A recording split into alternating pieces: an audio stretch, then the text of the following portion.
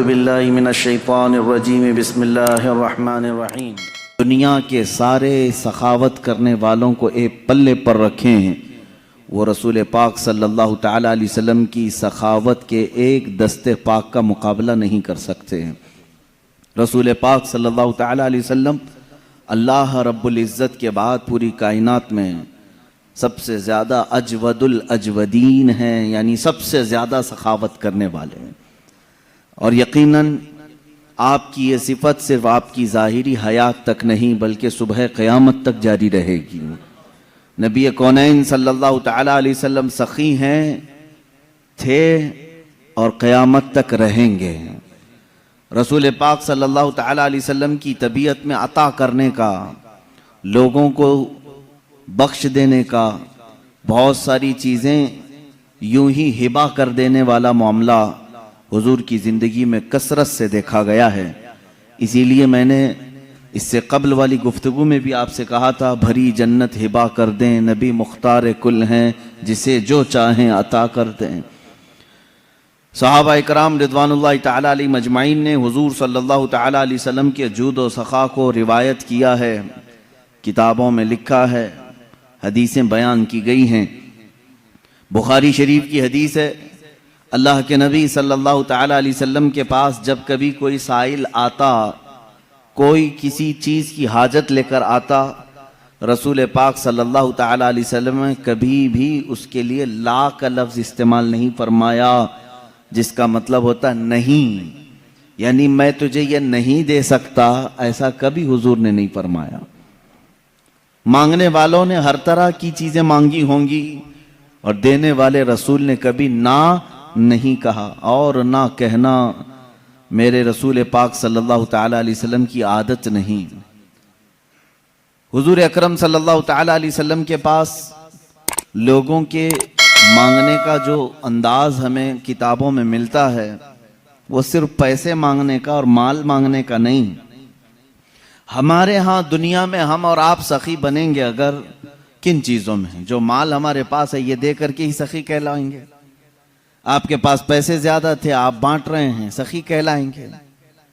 آپ کی سخاوت کے لیے یہاں دنیا میں صرف آپ کے پیسوں کا ہی اثر دکھتا ہے، آپ پیسے کسی کو دے رہے ہیں، یا چلیں اس کی بجائے آپ راشن بانٹ رہے ہیں تو سخی ہو گئے، یا چلیں اس کے علاوہ آپ اپنی جائیداد دے رہے ہیں کسی کو تو سخی ہو گئے۔ اس کے علاوہ کیا دے سکو گے؟ رسول پاک صلی اللہ تعالیٰ علیہ وسلم کے پاس مانگنے والے صرف جائیداد یا صرف مال یا حصی چیزیں نہیں، بلکہ مانگنے والے اپنی بیماریوں کی شفا بھی مانگتے تھے۔ اللہ کے نبی صلی اللہ تعالیٰ علیہ وسلم وہ بھی دے رہے ہیں۔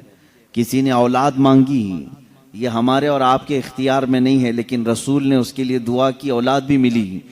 تو یہ سخاوت دنیا میں ہم میں سے کون کر سکتا ہے؟ کوئی آئے اگر بچہ مانگنے کے لیے، اولاد مانگنے کے لیے، تم یہی کہو گے کہ مال ہے میرے پاس، مال دے دیتا ہوں، اولاد دینا میرا کام نہیں۔ رسول پاک صلی اللہ تعالیٰ علیہ وسلم کے پاس جن لوگوں نے ان چیزوں کا سوال کیا، حضور نے انہیں نہ نہیں کہا، ان کے لیے دعائیں فرمائی۔ کئی ایسے صحابہ ہیں جنہوں نے اپنے ان چیزوں کا سوال کیا ہے جس کا براہ راست اللہ سے تعلق ہے، لیکن رسول کریم صلی اللہ تعالیٰ علیہ وسلم نے نہ نہیں فرمایا۔ یہ اس بات کی دلیل ہے کہ دینے والا حقیقی مالک اللہ ہی ہے، لیکن رسول کے دروازے سے عطا کرتا ہے۔ ایک صحابی، یہ ترمذی شریف کی حدیث ہے، وہ آئے حضور پاک صلی اللہ تعالیٰ علیہ وسلم کی بارگاہ میں، اپنی آنکھوں کا نابینا تھے، آنکھوں کی شکایت لے کر کے آئے۔ حضور اکرم صلی اللہ تعالیٰ علیہ وسلم سے عرض کرنے لگے، میرے آنے جانے میں بڑی دقت ہوتی ہے، میں نمازوں کے لیے آ نہیں سکتا، اور آنکھ میری بینا نہیں ہے جس کی وجہ سے بڑی مشکلیں ہیں۔ حضور پاک صلی اللہ تعالیٰ علیہ وسلم نے انہیں مسجد میں 2 رکعت نماز ادا کرنے کا حکم دیا، اور فرمایا جا اللہ رب العزت کی بارگاہ میں یوں عرض کر کہ اے اللہ، میں تیرے نبی کے واسطے سے تجھ سے آنکھ مانگ رہا ہوں۔ اس صحابی نے کہا، میں نے ایسے ہی کہا جیسے رسول نے فرمایا تھا، مسجد کے دروازے سے باہر نہیں نکلا تھا کہ میری آنکھیں روشن ہو چکی تھیں۔ اب یہ آنکھ دینا بھی اللہ کے حبیب صلی اللہ تعالیٰ علیہ وسلم کے اختیار میں ہے۔ میرے عزیزو، حقیقی عطا کرنے والا مالک اللہ ہی ہے، لیکن رب تبارک و تعالی مسبب الاسباب ہے، پوری کائنات کو اس نے اسباب میں رکھا ہے۔ اگر کوئی تم سے یہ کہتا ہے یہ تو شرک ہے کسی اور سے مانگنا، اللہ ہی سے مانگنا چاہیے، اللہ ہی دیتا ہے، میرے عزیز اللہ رب العزت کا دستور یہ ہے وہ کسی بھی چیز کا محتاج نہیں۔ وہ چاہتا تو براہ راست تم کو آسمان سے اتار دیتا، ماں اور باپ کے ہونے کی ضرورت کیوں پیش آئی تمہارے؟ وہ اللہ تعالیٰ پوری کائنات کو اسباب میں رکھا ہے۔ ایک عورت ایک مرد کے اختلاط سے بچہ دنیا میں آتا ہے، یہ سب کو معلوم ہے کہ اللہ ماں اور باپ کا محتاج ہے؟ بغیر ماں باپ کے بھی اللہ بچہ پیدا کر سکتا ہے، لیکن اس نے کائنات کا نظام اسباب پر رکھا ہے۔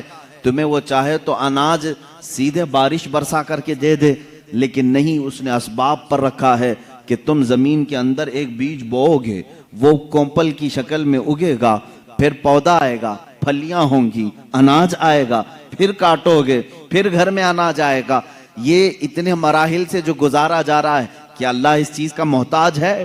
نہیں، محتاج نہیں، لیکن اس کا قانون ہے وہ دنیا کی تمام چیزوں کو اسباب پر رکھا ہے۔ عزیزان گرامی، اس نے قرآن بھی ہمیں ڈائریکٹ نہیں دیا، چاہتا تو پورے انسانوں کو ایسی قرآن سنا دیتا، نہیں، بلکہ اپنے نبی کے سینے کے واسطے سے قرآن پہنچایا ہے۔ ایمان ہم تک رسول کے ذریعے سے آیا۔ ان تمام چیزوں میں جب تمہیں کوئی شک و شبہ نہیں ہوتا تو پھر رسول پاک صلی اللہ تعالیٰ علیہ وسلم کی بارگاہ کے متعلق اگر ہم یہ کہیں وہاں سے شفا بھی مل سکتی ہے، اولاد بھی مل سکتی ہے، مال و متاع بھی مل سکتے ہیں، تو پھر شرک اور بدعت اور خرافات کے فتوے کیوں یاد آتے ہیں؟ یہاں پر بھی یہی فارمولے پہ عمل کرو، دینے والا حقیقی مالک اللہ ہی ہے، لیکن جس طرح وہ بارش برسانے کے لیے فرشتہ رکھا ہے، ہوا چلانے کے لیے فرشتے رکھا ہے، پوری کائنات کو رزق تقسیم کرنے کے لیے اپنا محبوب کیوں نہیں رکھے گا؟